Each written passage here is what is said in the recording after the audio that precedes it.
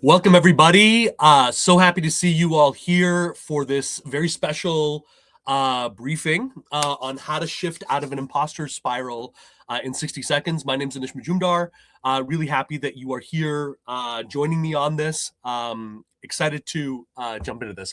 So without any further ado, because I know we have a limited, sort of period of time here, let's jump in, okay? And let's start with this, right? Who is this for? Right? Like who would most benefit from what we're going to tackle here in the next, better part of half an hour, 45 minutes. So these are leaders who don't struggle because they lack capability. Okay. This is not a, I need to somehow luck my way into an opportunity or a role. I need to somehow make up for being an underperformer, a kind of Bart Simpson for the majority of my career, and I need a handout. That's not what I'm talking about, okay? This is for people who are already hyper capable. These are for people who already are doing the right things. They're learning, they're developing, they're rock stars at the work that they do. But for some reason, specifically, okay, you got all of these moments, you got all these weeks and months where you're just keeping your head down and working, fine. But we all know that great careers come down to how you master the actual make or break moments, right? And when it comes to those moments, that's where you screw up. That's where we don't see what we need to see in order to have the faith that we need to move you to the next outcome, to say, okay, great, run with that. Absolutely move with that team. Yes, we'll take that risk, right? We don't see that, right? And so I'm talking about promotion conversations. I'm talking about high stakes negotiations with your team, with CXOs in your organization, right? I'm talking about senior rooms where the buy-in for real change is determined, right?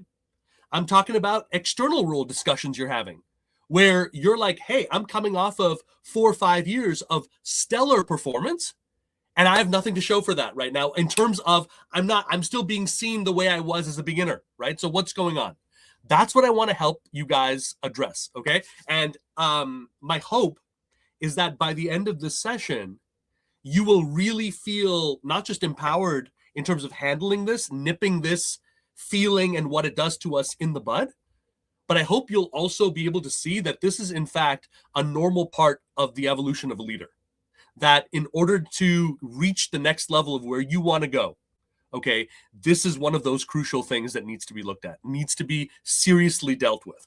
So, I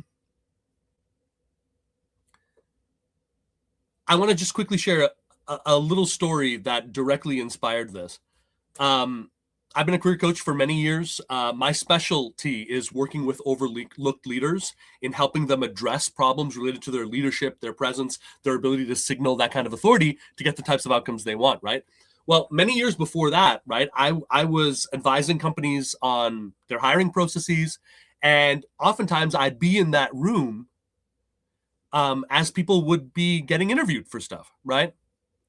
And I still remember to this day, this woman who came in, hyper qualified. I mean, if you could have seen this person's resume, you're like, Ivy League school, great pedigree, took like 3 months off to hike the Appalachian Trail, just an amazing person through and through, right? She comes in, questions are happening, discussion is happening. She's saying a lot of the right things. But the longer it goes, the more I can see something else is occurring. Like every answer she's giving, you can see something cross her eyes, like a doubt, a hesitation. And that got worse the longer it went. Like the longer and deeper into that interview process it went, the more you could see her attention was pulling away from us and the room and going inside, going into whatever that judgmental track was. And I'm sorry to say that at a certain point, like less than half of the way through, she stopped it and says, I can't continue. I'm doing terribly. And no matter what I could say or anyone else in that room could say, there was nothing we could do to convince her, and she just left. That made such a huge impression on me because it was so clear that whatever had happened there had nothing to do with who she was, and also it had nothing to do with what she was picking up in that room. I can tell you that. This is something that happened inside of her. Let's call that the imposter spiral. And it got to a point where it distorted her sense of what was going on in that room, in that situation, so heavily that she had to intervene. She had to panic and she had to intervene. And that was the end of that opportunity for her, right?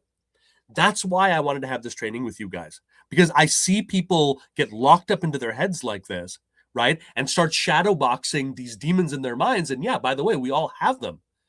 But listen, if you're a leader and your aspirations are to keep moving forward, you can't afford that. You can't afford to just freak out like that. And you can never, ever afford to not look at these things and then complain about why things aren't moving forward in your life and your career, right? So let's jump into this, okay? And for those of you who don't know, I've been a career coach now for a little over 16 years, well over 2,100 high performers. Not everyone here. I'm talking about people who already have a degree of ambition, drive, people who feel a sense of like that burning fire inside of them to really create something, and they know they have a finite amount of time to do it, right?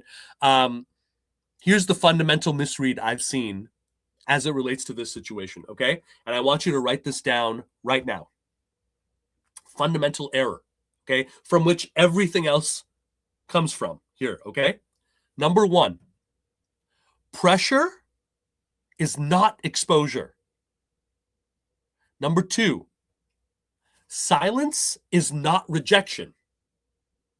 And number three, scrutiny is not doubt. Okay?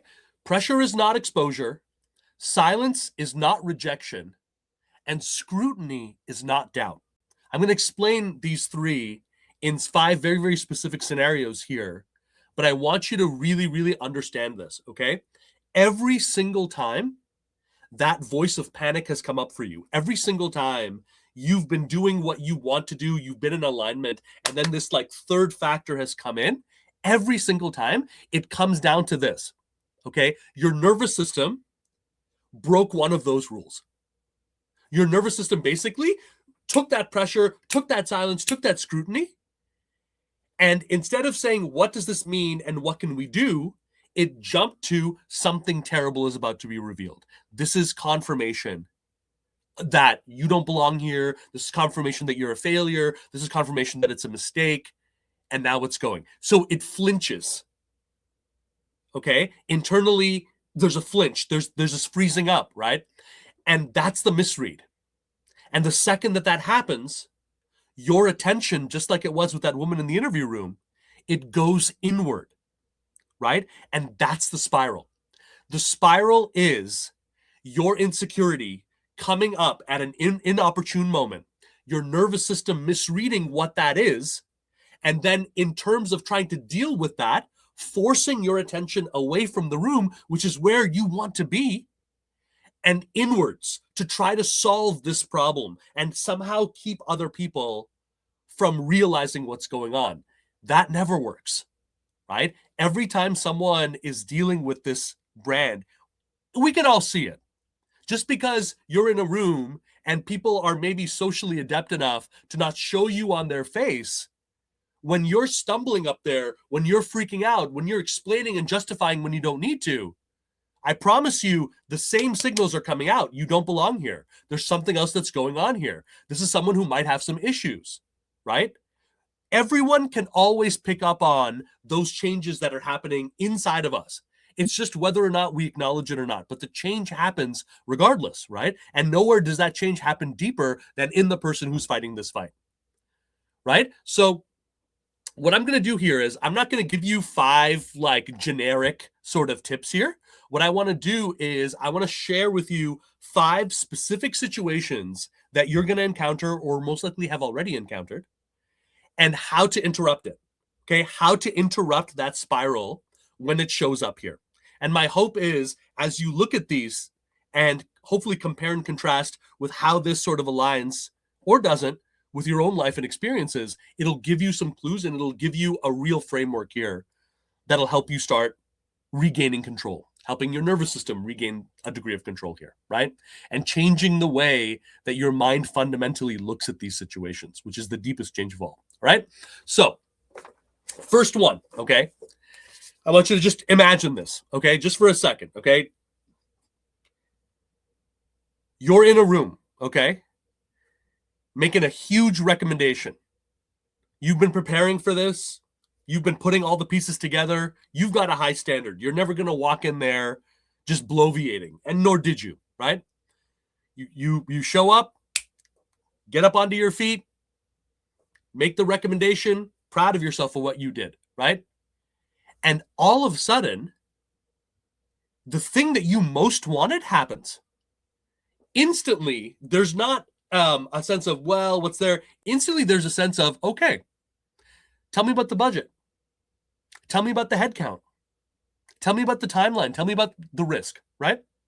So this recommendation is going into a real decision. This is something that has real stakes there, maybe even a promotion, etc. if you get this right? And you can feel that, right? You can feel in the room when it goes from just like a general conversation or a general meeting into real consideration, right? The problem is, right, when you have that feeling and that comes in, because it feels exposed, right? Because listen, you might have a recommendation. You may not have information on the budget. You may not have information on headcount or timeline. That may not be where things are at right now. But when you're questioned in that way, right, and when it goes in that way, you're going to feel an immense sense of pressure to try to compensate. That's where things go awry, right? You'll go soft, right? So yeah, I don't know if we need to do it like quite this quarter, maybe, sometime in the next year, but that's sort of what I was thinking of, you downwards negotiate with yourself. Well, I was thinking that we would need to like increase the headcount, by 30%. But if you feel like that's not something that we can do, maybe I can rework the numbers. We can find something else, right? You defend what hasn't been challenged. I know that we've tried to implement a technology like this 5 years ago and it didn't work, but this time I'm convinced that it will. Do you notice the energy, right? Do you notice how, even though it might be like coming from what I think is a good place, every single one of those things, right, of trying to placate, of trying to like make amends and try to like meet them where they are and deal with that exposure makes the exposure worse. So here's what I want you to think about here, okay? In a situation where the conversation goes to real stakes and you're asked a whole bunch of questions and all of that, I want you to anchor in the decision and stop. Let me explain. Whether it's a recommendation for a company, whether it's a one-to-one recommendation, when we do something like that, the next action that we need to come to is usually a decision. And a lot of times when something is relevant, companies will avoid that uncomfortable yes-no moment of a decision and backpedal you by asking a whole bunch of questions that aren't relevant right now. They may be relevant for sure, absolutely. They are not relevant right now. So here's what I want you to think about, okay? When you make that recommendation, I want, whether you're sitting, whether you're standing, I want your feet planted, okay? I want you physically anchored. If that means you got to put your hands on a desk, whatever you need to do, you're going to plant. You're not going to be moving all around. If you're standing, I want you to find a spot and I want you to plant yourself there, okay? You're an anchor. And what you're going to do is, after you've made that recommendation, you're not going to add, you're not going to justify.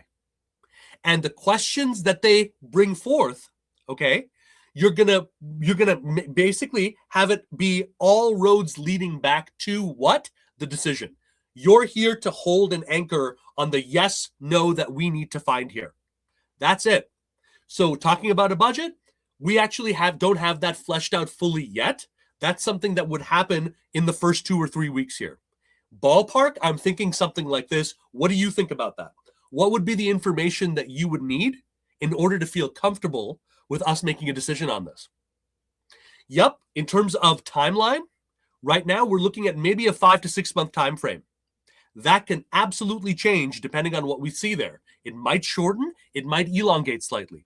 But there's a bunch of variables there in terms of X, Y, and Z that we will not know until we start. But what I will tell you is the longer we delay right now without actually making that decision, the more the idea of a timeline is just laughable because we're just wasting time.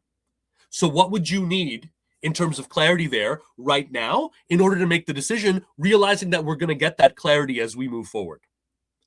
I'm here. I'm being very, very clear with you. What we need and what I need as the person who's taking ownership of this initiative is a decision. Ideally, moving towards a clear yes is what I would like. If we can't get to a clear yes, let's hash that out and let's figure it out. But I'm not replacing the decision with anything else. I'm here to figure out what that decision is. And if we're unable to get to that place, that tells me that it's not a clear yes, and I can move forward.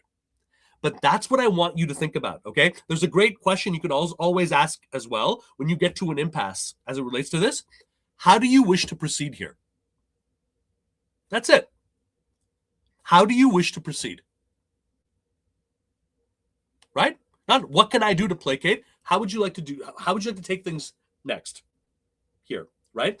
This is super, super powerful, guys. And I really want you to understand that, okay? So in this first one, right, when recommendations start to have real stakes involved, I want you right there to anchor to the decision. Anchor to the decision and own that outcome. And it's going to be a huge, huge, huge change. There was a client I worked with a couple of years ago, Anne, who recently was tapped to head up this like startup, at the tail end of last year. And she had a heck of a time like expressing her value. And the reason why is because she has such an eye for detail. She has such an eye for like that she really, really can go in the weeds. But it also means she felt more pressure to actually rise up to that, even when she didn't have the answers. So for her, really understanding, right, being able to clarify and understand that for us to reach a decision is so much more valuable than any of those ancillary things, right? And to reinforce why, like her standing up for that, right? And how to do that situationally in what she was experiencing, that enabled her to really protect her territory, talk to people way outside of her comfort zone, secure a employee 3 position in a company that she loves, and do it without a single excuse, a single defense, right? That's the way that you want to really like handle a situation like that, right? When it comes to managing, an imposter spiral related to that. So that's the first one. Let's talk about a second one here, okay? And we've all experienced this. Okay. You lay something out, usually to a group, and everybody goes quiet. Right? You expected, hey, great discussion, great, back and forth debate. Nada, like crickets, right? And the misread is, it's true for most of us. It's true for me too. I mean, I was an actor in my 20s, right? And a performer. So yeah, I knew the difference as an actor between a silence where people are like taking it in and hanging on your every word, and a silence of a bored high school crowd watching a matinee performance of Shakespeare at 1 p.m. in the afternoon, right? No judgment, right? There's a difference in silences. But most people don't understand that. And certainly the nervous system of most people have zero attunement to that. For them, silence is no bueno, right? So when that happens, you rush to fill the space, right? So the strategy you laid out is perfect. Now you're adding in a bunch of filler crap, right? You're talking yourself out of your own position, right? Your body language, very, very crucially, right, collapses or it goes in like this, right? The problem with this, okay, and I want you to note this down, preemptive explaining and defending demonstrates, or you can say signals, a fundamental lack of faith in what you're championing, right? No matter what you think you're doing, inside the way we're actually taking it in most cases is why would you do that? Why would you give me this information that I didn't ask for unless there's something else going on, unless there's a problem going on, right? So here's what I want you to do, okay? When you lay something out that's new, when you lay something out that's big, okay, I want you to anticipate the silence, okay? If there's no silence, you didn't go far enough. If there's no immediate pause after that, you did not manifest that idea. You did not own that idea in the way that you would want. Go further, right? But here's what you're going to do. You're going to look at that as a part of delivering that strategy. So you're going to lay out the strategy, and then you're going to anticipate the silence, and you're going to allow the room to orient around you. Okay?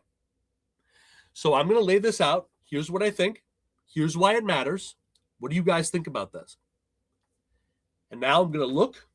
I'm going to keep the gaze open. I'm going to keep my body language open. And I'm going to invite the dialogue that I need, invite the questions that are there, while also realizing, hey, it's okay. Let's respect people here enough to let them come to their own minds. What do you think about that? What about you? Right? I want to basically be the moderator of the silence instead of the victim of the silence. You want to be the person who can embrace this, accept it, and normalize it, because it gives people the space that they need to give you the yes that you want, right? You can even say, look, let me give you guys a few moments to consider this, right? Higher level reframe is that not only is silence like anticipated, but how about this? The longer the silence is, the more seriously they're considering it, right? A great example of this is the first time you go to negotiate a role that is at a completely different level of compensation. You're going to want to give that number, whatever it is, 550, 650, $1.2 million, $1.8 million, whatever. You're going to want to add on a bunch of things. $1.8 million because, 500K because, 600K, and also I don't need to relocation, right? All of that kills it, right? So we want to allow for silence, okay? And calm demeanor, open body language, and here's the master thing, okay? You're going to be the moderator of the silence. You're going to be the moderator of their consideration. And you're going to make it very, very easy to have a calm dialogue around this, knowing that this is the second part of presenting the idea. This can be huge, huge, okay? Because what it does is it starts converting the way your nervous system reads this from silence is not danger, silence is just processing.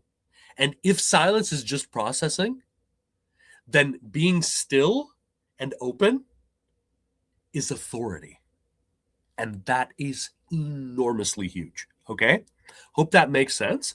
Let me know some questions as well as we're popping up here. I'll do my best to answer a couple of them rapid fire as we look at the latter part of this. So we went through two shifts here. Let's talk about a third one, okay? And ooh, this hurts. This hurts, right? How do you deal with questioning that sounds or feels like it's coming from a place that's trying to like tear you down, right? Let me give you an example. You're, having a meeting, you're, with your team, you guys are dialoguing, you're figuring some stuff out, right? Then a senior leader who's not in your division, but has massive power says, hey, walk me through your thinking there, right? The problem is, and where the misread for that comes from, is that our nervous system usually will take that as doubt. They don't really want to know. They're asking, and by the way, a big trigger is why. Okay. When people ask you a why question, especially in a context like this, like let's say a senior leader, etc., they might legitimately be asking why, right? But in our minds, it's going to be like taken in as a threat. Why can be a very adversarial type of question, right? And so especially if they're like, why would we do that? Why should we do that? Sharon, what's the reason for that? Henry, why? Right? Even that one can be unbelievably hard. Just one word, right? And so what happens is, because our nervous system like sort of misinterprets this scrutiny as doubt, right? And listen, let me be very clear with you guys. Of course, sometimes there is real doubt there. But for the purposes of us, leader to leader, you still want to respond to it as though it is scrutiny. Because you, as someone who is confident and clear in what you're doing, you're not really affected by doubt. You can be doubtful if you want. I can't do anything about that. But if there's some real factual elements that I can address, let's deal with that, right? And so because that doesn't happen, here's what happens. We want to be agreeable, right? So instead of like actually walking this person through our thinking, we're like shadowboxing and trying to make it palatable. Well, I followed this process and I did this and all that. You're trying to get a good reaction, right? You're not interested in communicating your idea anymore or communicating your thinking regardless of what the reaction is. You just want the other person to be like, yes, okay, great, awesome. Yeah, no problem. You belong, right?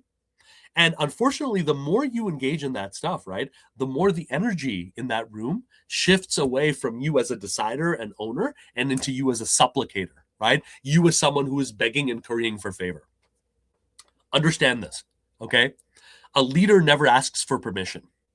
Okay. A leader never worries about being agreeable. And a leader certainly never wastes one iota of their lives waiting for and hoping for a good reaction. Okay. They don't worry about that. So here's what you would want to do in a situation like that. Okay. That's more effective. Okay. Number one, right? And no one's doing this. Prime the frame, right? That means before you come into that room, what work has been done so you are crystal clear aligned to the objective here. You are emotionally connected. You understand what your specific pitfalls are, and you know how to like maintain all the way through from script all the way to the close, right? So priming the frame is really important so that you're going in there not cold and you have your own engine and compass moving you forward. When I hear from executives, and I will, who will tell me, Anish, this stuff is really, really useful. I've got notebooks full of this crap. My thing always would be, show me the implementation. Show me the last time you had a meeting, you took minute by minute notes, maybe you had a voice recording there. Let me see what you did. And these people inevitably have nothing because they're interested in a bunch of cloistered knowledge and nonsense, but they're not interested in changing what they're doing whatsoever. In which point I would say you are screwed and there's no real hope for you, okay? This is not about being a good student. This is not about learning crap for the sake of learning it. Every single one of these things only works when you have the courage to do it in the hot seat. One way or the other, that is where it needs to happen. And if you're not seeing risks being taken there, the right ones, if you're not seeing outcomes and changes there, there's absolutely nothing you're doing aside from adding more mental noise to your head, okay? So priming the frame is a big one. When people ask you to like walk through the thinking, number one, you want to regulate before you respond. So if someone asks me like a really confrontational why question or whatever, number one, I'm going to take a beat here. Hold on one second. Let me just gather my thoughts. Okay, so here's what I'm looking at, right? I want to regulate, even if it's literally taking a breath, even if it's just checking my notes. I don't want to just go in there and mirror this energy back. I want to regulate to the best of I can. It can just be like a moment or two, right? But it's very important. It also tells your body, you don't dictate what my energy is, okay? I dictate what that is. Number three, you express only what moves the decision forward, right? There's a formula I'll teach my clients all the time called 1-3-1, right? When you've got a whole bunch of ideas and all this other stuff, boil it down to 1-3-1. 1, here's the core objective. Here's the core problem. Here's the decision I need from you. 3, here's 1, 2, 3 reasons why. Here's 1, 2, 3 facets that are making this happen. Here's 1, 2, 3 things you and your team are getting wrong that's screwing up me and my team. And here's the one call to action. Here's the one thing that we need to look at. Here's the one thing that we need to stop doing right now. So you express only what moves the decision. 1-3-1. And if you're unable to distill it that way, you have no business going in that room because you yourself have not done that work, right? Last two, signal ownership, right? All of this stuff, right, that I'm teaching you, that I'm asking you guys to look at here, these are the moves of someone who owns the room. The moves of someone who cannot be rocked if anyone at any hierarchy brought forth a challenge, because my or this person's sense of self, their sense of importance, their sense of value and meaning is not determined by other people whatsoever, right? That's ownership. The last one is you solidify and you stop. You know when to use silence. You know when to hold the gaze, hold the room, and wait. You know enough to be able to say, this may not be a fit for you, right? You don't have to like pretend that everyone's going to be to a yes. It sounds like this might be a no for you. It sounds like maybe you're not on board with this, right? I want to call that out. I'm not a yes man. I understand that there's conflicts here, but I know that realistic dialogue and me being able to encourage and foster that is one of the most powerful signals of leadership that there are. And there's no situation that's going to collapse that in me, right? So, expert tip, okay? As I said, make it clear that someone who's not on board with it may not, in fact, be on board with it, and that's okay. Hey, I get that this may be moving a little faster than you would like, but the way that I look at this is there. What do you think about that? Right? These are also called qualifiers. Look, I understand if you don't want to meet me all the way there, or I understand that this could be a really big shock. However, here's what I see in terms of X and Y, right? That's very, very powerful because adding even like a small qualifier there, it acknowledges the other person's perspective, right? It brings them in, but it doesn't deter you from where you need to go, right? So the thing you want to like take away really from that is scrutiny doesn't collapse you, okay? Scrutiny shouldn't collapse you. Scrutiny should sharpen you. Scrutiny means that the person you're talking to, the group that you're talking to, they're deep into it, right? They're asking what's called buying questions in sales, right? And that's the way you want to look at deep scrutiny, even if it is just literally a why. This is someone who's into it. Great. Let's talk about it. I'll take someone who's interested, someone who's into what we do, even though it's like, listen, I've tried, it didn't work for me. I tried for my wife did some motivational coaching, that didn't work. I don't know, but I need help. I'm willing to try. I will take that over the person who yeses me to death and doesn't lift a finger any day of the week. And that's like the larger lesson here that we're sort of trying to teach our nervous systems is that like getting the results is not obvious. It's not always going to feel like this kumbaya, super positive experience, right? It can be messy. It can have 2 steps forward, 1 step back. But what's important is that through the mess, you are able to orient and take the right foundational steps as a leader, as a strategic leader, and as someone who can move this to an outcome. You want to give yourself every possible opportunity for that to happen, right? Shift 4, emotional regulation, right? So we spoke a little bit about this in some of the earlier ones, right? But in general, right? Let's say you're putting something forth and someone directly goes into conflict with you. I don't buy that. I don't think that's going to work. Varun, no way. I'm not into it at all. Okay? Not into it. Or Varun, that's the exact opposite of what I was going to recommend. So I'm really curious to hear like how you reached into this, because to me, that seems like it's going to be a recipe for failure, right? So what happens there? When people openly question us, right? When people openly be like, I don't buy it, no way, it's not happening. There's a temptation for one of 3 things, none of which helps, okay? One is you freeze and you go inwards. Okay, you're just all in here, okay? The second one is you go into fight mode, right? So you're explaining it, and I've made this mistake myself. Well, okay, here's what it is, right? I get where you're coming with this, but this is where it is. And I see that, and I don't care what's going on there. That's what we need to do. Like, I'm getting agitated because I'm still like, my blood is so up from this conflict, right? And I do feel on some level that they're right. On some level, I feel like, hey, you know what? Maybe they have a point, right? And I want to, like, the irritation comes out because my need to have this person shut their mouth is stronger than my faith in that sense of what we're doing, right? That's the fight mode, right? And that doesn't help either because it validates to the person you're in conflict with, there is something to get mad about. There is something, because otherwise, why would they get upset, right? So you either freeze and go inwards, you either go into fight mode, or the third one, right, is, You go into what I call puppy dog placation, right? You're rolling over just to make the tension stop. You're literally agreeing to crap that you should never agree with just to get this person off of your back. None of these are strategy. Every single one of those are nervous system reactions, right? So here's the interruption, okay? You're going to regulate first. You're not going to calm. You're not going to reassure. You're going to regulate, okay? So you're going to slow your body before you move to an agreement, okay? So if it's so crazy that you need to take that time, let them know. Say, hey, let me gather my thoughts here and let me give you a real answer, all right? Hold for 1 minute. And I can literally take the time to scrawl some notes in, put my thoughts together, and then continue, right?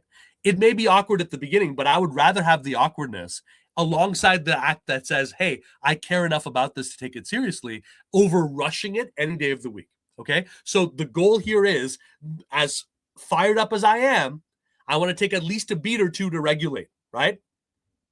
Once I've done that, okay, and ideally, right, you want to think about feet grounded, shoulders down, okay? And ideally, you're speaking only when the breath has slowed down on its own, but you're not always going to have that luxury, right?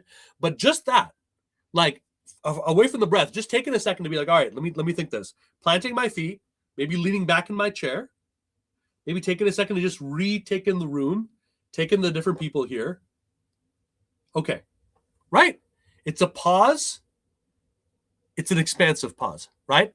And so once you have that, here's the key. Remember what I said. Why questions can be weirdly confrontational. What you want to do, okay, when you're like in conflict is you want to ask how or what questions. How would we do that? What would be involved in what your suggestion? What specific aspects of the workflow would need to change? How are we supposed to deal with the Asia problem if this is what's going to be happening in the first quarter? What are the bellwether signs of this not working? Now, when I ask these questions, how and what, these are ones that are custom designed for people to go deeper with. It's an invitation to go deeper. These are the questions I want to ask the person that I'm in potential conflict with. Why? Because going deeper like that buys me time, number one, right? When I ask you, don't ask why, right? If you ask why in that situation, it's so insecure, right? Why are you asking me this? Why are we doing this? No, so you don't want why, but what and how are fantastic questions for that. They're legitimate, they're strong, they're unemotionally loaded, and they invite deeper consideration, which means as they answer, you're taking those times to further plan, to further regulate, to further listen to yourself. And as they provide details, you're going to see, okay, they've got a real objection here. They've got something that really needs to be looked at, in which case I can do something called acknowledge, isolate, and pivot. Right? I can acknowledge the problem, I can isolate what that is, and I can pivot to a place of either compromise or agreement. Or I realize through their answer that they have nothing, that this person you're in conflict with has nothing. And if they have nothing, then I can neutralize that pretty easily as well, right? So the key here is the room responds to steadiness, right? Not the right answers, right? So you want to think about confidence without combat, right? Reassure yourself, ground yourself, okay? You want to think about asking how and what questions to your adversary, because that is going to force them to go deeper. That will buy you time.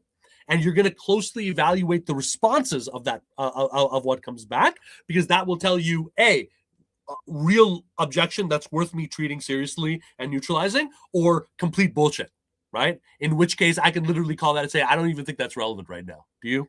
Right? And now that I gave you your place in the sun to explain that, it's much easier for me to be able to say, guys, does that have, okay, so let's put a pin in that, right? And let's move on, right?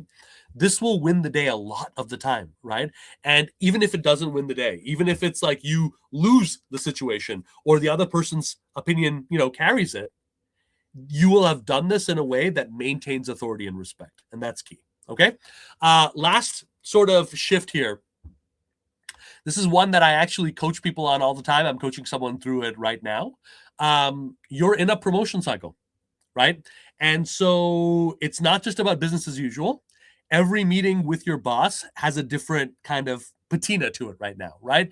Every meeting with your team, progress updates, right? You're looking at all of this in a different light, right?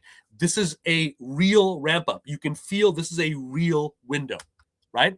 And the problem is when that happens, okay, there's no better time to collaborate with an expert. There's no better time to make hay than at a transition point like that, where you can rise up quickly where you are. You can maybe leverage what you're doing towards getting massive new opportunities outside externally. You have a window, right? The problem is most overperformers, quiet leaders, atypical leaders, right? That's when they go inside, because as much as they are excited by the opportunity, right? And who wouldn't be, right? On their mind, they want to handle it themselves, because there's a part of them that feels it's going to be so embarrassing if this doesn't work. I'm going to feel so humiliated if it's a no that I don't want anybody else to know about this. But the problem is, right? That means you, with all of your vulnerabilities, all of your black holes, all of your pitfalls, are going up against an organization, a boss, a leadership team that doesn't have that problem. You're one person. So the leak in this case comes out in forms of isolation. It comes out in forms of internalization, underutilizing of opportunities until they go away, and silent retreat, right? This is classic distorted thinking situation, right? And I would say if you're there, right, if you know that this quarter, this year is going to be one of the most influential years of your entire working life, that is a situation not for spiraling alone, right? Or finding tips and and hacks. That's an opportunity to specifically design support. And let me be very real with you, because I will get, messages on email, messages from LinkedIn. It sounds like almost every other week about people who are in this situation and are trying to somehow blunder their way through it. Can you give me some tips before I go in with my boss? Can you give me some tips to ensure that I don't get passed over for this role, right? It doesn't happen like that, guys, right?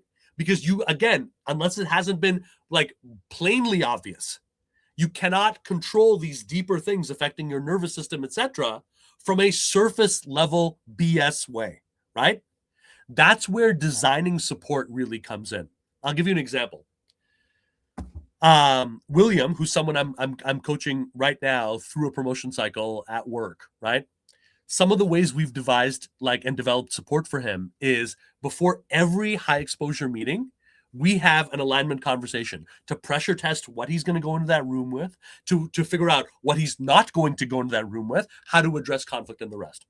Immediately after every influential meeting, there's a debrief where we go through, hey, what did the room actually respond to, right? Not how did you feel about it, not how you would have wished things would have gone, but the actual reality, and having both of our eyes looking at all of that to strategize and develop, right? Someone who can hold the frame, right? For William, I was literally one Voxer message away from being able to be there and solidify when he not only accepted his new role, when he exited his last one, and he was having a crisis of confidence because he, despite everything he knew, all of those insecurities was there. So fine, I can help William hold that frame in this moment. I can help you hold that frame in that moment if the belief is still lagging behind for a while, right? And most importantly, we can script out replies, counter negotiations, and we can identify what your weapon X is. What that aspect of who you are and what you're bringing that is so valuable, so powerful, that it gives you an unfair weight that you can put into the situation. Basically, here's what I'm saying. High-level leaders who succeed don't white-knuckle pressure. White-knuckling is doing it yourself, isolating, and letting essentially shame and embarrassment run the day. They consciously recognize this is important, this is worth investing in, and they design the support mechanisms that will ensure they have the best possible opportunity to make that happen. Okay? So, just to close this out, pressure was never exposure. Okay? Silence was never rejection. And scrutiny was never doubt. Okay? You might even say Pressure was the gate opening wide open. Silence is the consideration that you've been hoping for your whole life. And scrutiny is the detailed work that comes between the life you have now and the life that is there for you, the life of your next chapter, the brighter future that's yours, right? So if this landed for you, you probably already know where some of this is showing up, right? Promotion conversations that have stalled out, negotiations where you gave ground but you didn't need to, right? External roles where you might have gotten feedback like strong but not quite there yet. None of that is about confidence, right? All of that is about holding authority when the stakes are real and when the outcome actually matters, right? The thing is, there's only a finite window for any leader to make hay while the sun shines. And if you're in that situation, my recommendation to you, I'm going to open up a couple of spots here for people who would need this help. Let me activate the share screen here so you can see it.